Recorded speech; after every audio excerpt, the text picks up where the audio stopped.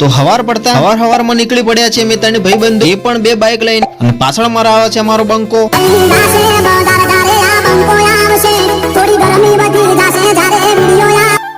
તો મિત્રો એક મારી નાનકડી રિક્વેસ્ટ છે કે એન્ડ સુધી મારો વ્લોગ જોજો અને લાઈક શેર અને સબસ્ક્રાઇબ કરી દેજો, લાસ્ટ તક બન્યા રહેજો. તો વ્લોગમાં આગળ વાત કરીએ, અમે પહોંચી ગયા છીએ રાને થોડુંક લેફ્ટ મારી દઉં સીધું કંબોઈ તરફ. અને ભયા તો તમારા પાછળ જ આવજો, આગળ ના જતો ને તેજે રસ્તો જોયેલો છે ભયા. ત્યાર પછી અમે પહોંચી ગયા અમારા ભાઈબંધને હેર કટિંગ કરવાનું હતું, એટલે પહોંચી ગયા હેર કટિંગ ની દુકાને. ત્યાં સુધી મને બેઠા બેઠા કંટાળો આવતો હતો, ત્યાં સુધી મેં મિરરમાં જોઈને એક વિડીયો બનાવી નાખ્યો ઇન્સ્ટાગ્રામ માટે. ત્યાર પછી અમે મુકા કાકાના પેટ્રોલ પંપે જીઓના પેટ્રોલ પંપે જઈને પુરાઈ દીધું અમારા બાઇકમાં પેટ્રોલ. એના પછી અમે પહોંચી ગયા કંબોઈ વાળા સુધી. હવે અમારો વ્લોગ પોકે હોય તો કમેન્ટમાં લખી દેજો.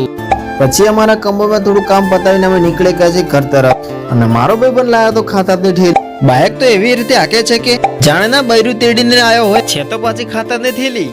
પણ મહેસૂસ તો એવું કરે છે ખાતાની થેલી હોવા છતાં જાણે ના બૈરું તેડીને આવ્યો.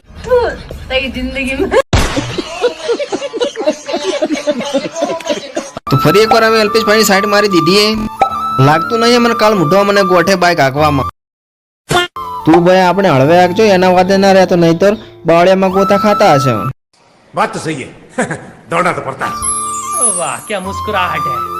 તો ભાઈ આ છે અમારા બનાસકાંઠાની સુજલામ સુફલામ લહેર. જો તમારા ગામમાંથી આ લહેર પસાર થતી હોય તો કમેન્ટમાં લખી દેજો. અમે પહોંચી ગયા છે અમારા ગામમાં, સામે જ અમારો મિત્ર હાઈ કરી રહ્યો છે. તો બસ મિત્રો આજનો વ્લોગ અહીંયા જ પૂરો કરી દઈએ છીએ. જો અમારો વ્લોગ પસંદ આવે તો લાઈક શેર અને સબસ્ક્રાઇબ કરી દેજો.